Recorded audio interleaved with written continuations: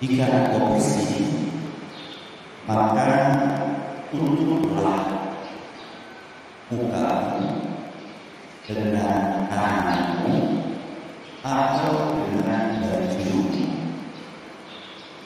Tutuplah mukamu dengan apa? Tanganmu atau baju. Wahmadillah, dan ucapkanlah alhamdulillah. Fa in syammataka ahadun faqala yarhamukallah. Seandainya ada orang mendoakanmu dan dia mengucapkan yarhamukallah, faqul, maka jawablah yahdikumullahu wa yuslihu balakum. Ini secara global adabnya demikian. Mari kita baca penjabaran dari adab yang tadi disebutkan di atas satu persatu. Iqra. Qala asy-syarih wafaqahullahu ta'ala, dzakara al-musannif wafaqahullah al-adab as-sadisa min al-adabil 'asharah wa huwa yata'allaqu bi adabil 'utas wa fihi arba'u masail. فالمسألة الأولى في قوله إذا عطست فغطي وجهك بيدك أو بثوبك، والعطاس صوت يخرج من الأنف مع هواء شديد، فإذا عطس العبد أمر أن يغطي وجهه لئلا يتناثر أثر عطاسه مما يخرج من أنفه، فيغطيه بيده أو بثوبه ليحصل حبس المتناثر من أنفه عند العطاس. فإما أن يرد ثوبه كعمامة أو طرف قميص ونحوه على وجهه مغطيا له أو يمسك بيده على أنفه. Baik. Yang pertama kata beliau adalah menutup muka, ya.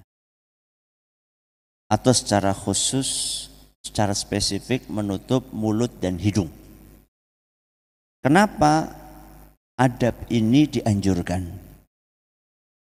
Karena kata beliau untuk menghindari tersebarnya, ya, hal-hal yang keluar dari hidung dan mulut kita. Biasanya orang bersin itu keluar apanya? Ya, macam-macam. Yang keluar macam-macam. Ya, kadang-kadang ada ingus yang keluar, ya. Bahkan kalau lagi makan, apa yang keluar? Nasi, ya. Nasinya ikut keluar. Itu yang dari mulut. Yang dari hidung biasanya yang keluar adalah ingus. Nah, kalau misalnya nggak ditutup, apa yang terjadi? Hujan lokal. Ya, yang terjadi adalah hujan lokal. Ya, kalau hujan lokal yang turun angin dari air dari langit sih no problem.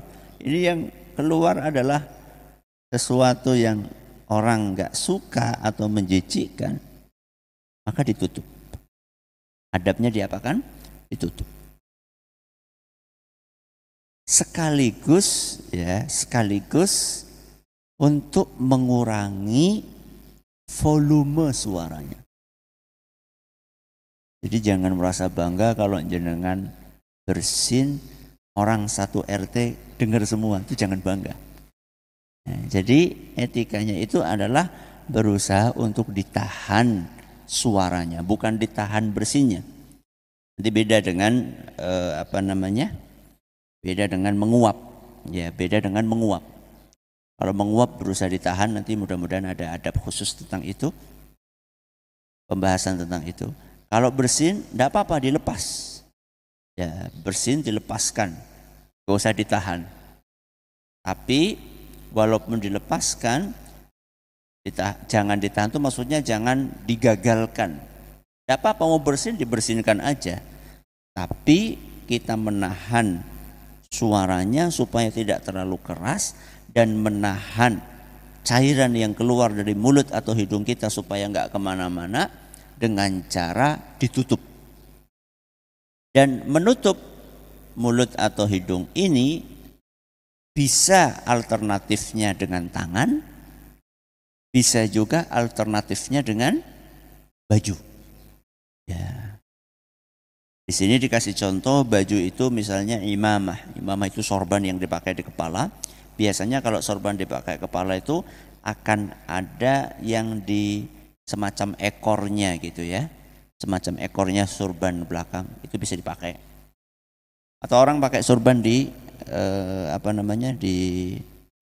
di leher panjang gitu bisa dipakai. Atau bisa juga pakai ujung baju juga bisa. Atau pakai lengan, ya lengan baju kita itu juga bisa. Intinya adalah bagaimana menutup. Nah kalau misalnya di situ ada sapu tangan juga boleh.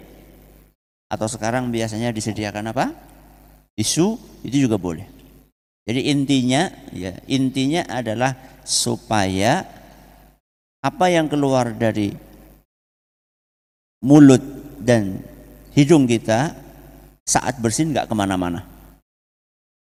Dan subhanallah, ternyata di kemudian hari, ini kan adab diajarin oleh Rasulullah SAW 14 abad yang lalu. Di kemudian hari, para ahli kesehatan, para pakar kedokteran membuktikan bahwa ketika orang bersin, apalagi dalam kondisi sakit, itu enggak ditutup, itu akan menyebarkan apa? Akan menyebarkan virus. Ya. Dan itu semakin disadari di zaman pandemi seperti ini. Ya, ketika kita disuruh pakai apa? Disuruh pakai masker. Ini 14 abad yang lalu Nabi SAW sudah ajarkan. Itu luar biasa ajaran Islam. Ya. Sehingga ini semakin membuat kita yakin bahwa agama kita itu agama yang terbaik. Agama kita adalah agama yang terbaik. Ajarannya itu super sempurna.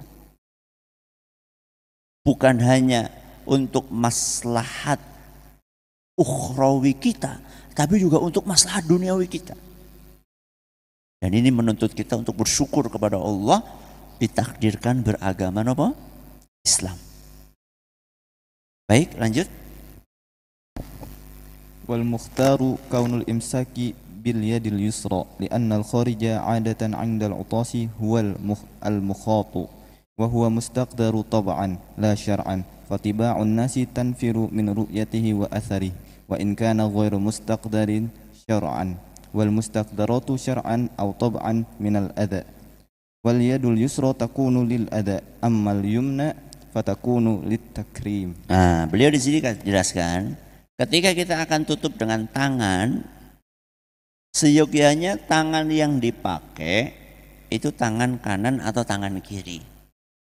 Jawabannya apa? Tangan kiri. Kenapa yang digunakan untuk menutup mulut dan hidung saat bersin adalah tangan kiri? Karena biasanya yang keluar dari mulut atau hidung saat bersin adalah sesuatu yang kotor. Sesuatu yang kotor. Nah, tangan kiri itu di dalam agama kita biasanya digunakan untuk hal-hal yang kotor. Ya. Berbeda dengan tangan kanan.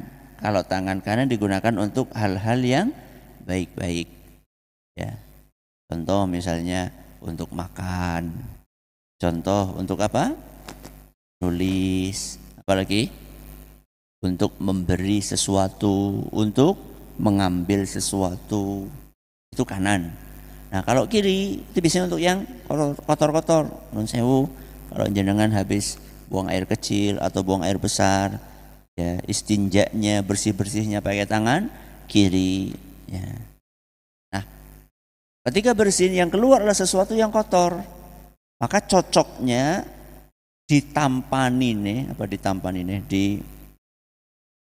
diterimanya kotoran itu adalah dengan tangan kiri, bukan dengan tangan kanan. Ini sifatnya anjuran. Ini sifatnya anjuran. Lanjut.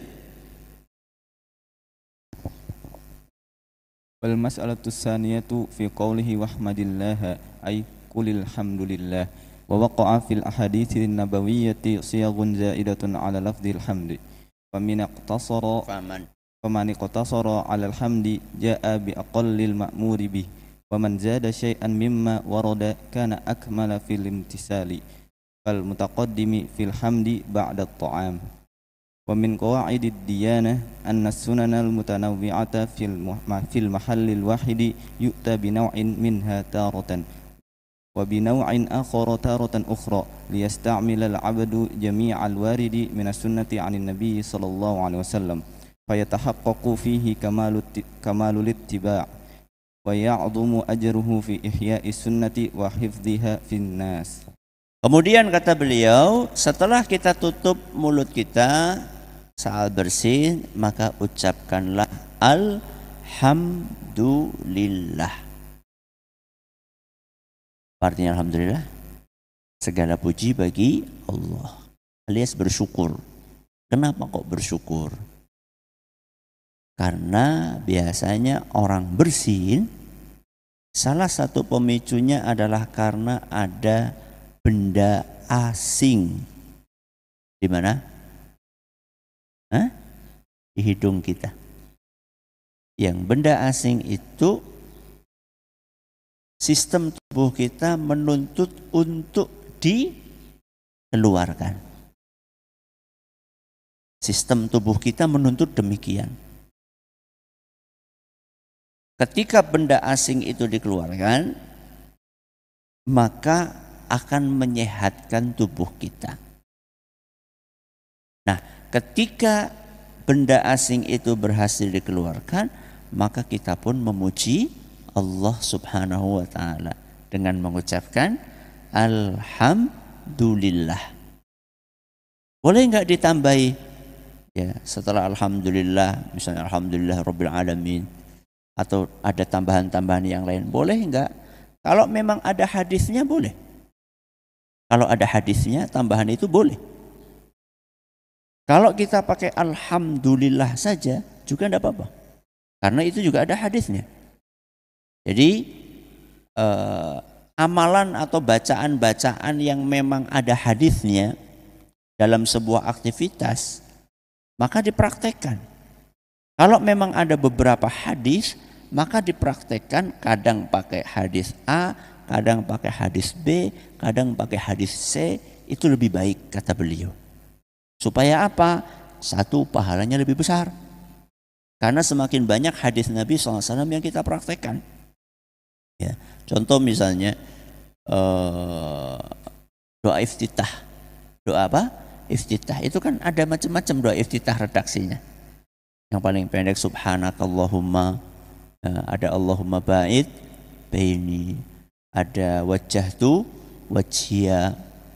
Ya. Ini bacaan-bacaan yang banyak ini, bagusnya itu kadang-kadang kita pakai A, besok pakai B, besok pakai C, itu lebih bagus. Kenapa demikian? Karena dengan demikian kita semakin banyak mengamalkan hadis Nabi. Berbeda dengan orang yang cuma mengamalkan satu bacaan terus. Berarti dia cuma ngamalin satu hadis saja. Tapi ketika dia praktekkan, kadang pakai ini, kadang pakai ini, berarti dia bisa mengamalkan 2 hadis, 3 hadis, 4 hadis. Pahalanya lebih banyak.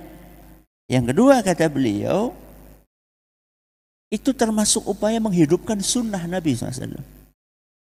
Jadi sunnah Nabi SAW perlu dihidupkan, supaya orang, oh ternyata ada ya bacaan ini, oh ternyata ada ya bacaan itu.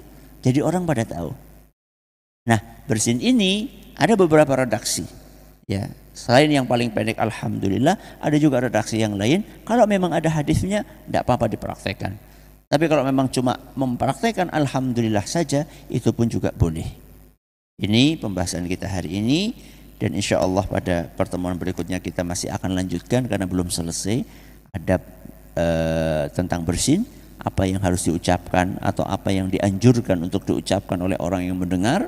Kemudian orang yang bersin untuk membalas lagi. Ini akan kita bahas pada pertemuan berikutnya. insyaallah. Untuk hari ini petugas bersih-bersih lantai 1 kelompok 1, lantai 2 kelompok 2, lantai 3 kelompok 3. Untuk jamaah yang dari luar silahkan bisa bersih-bersih area luar masjid sebersih mungkin semampu kita. Subhanakallahumma bihamdika asyhadu an la ilaha illa anta astaghfiruka wa atubu ilaik. Assalamualaikum warahmatullahi wabarakatuh.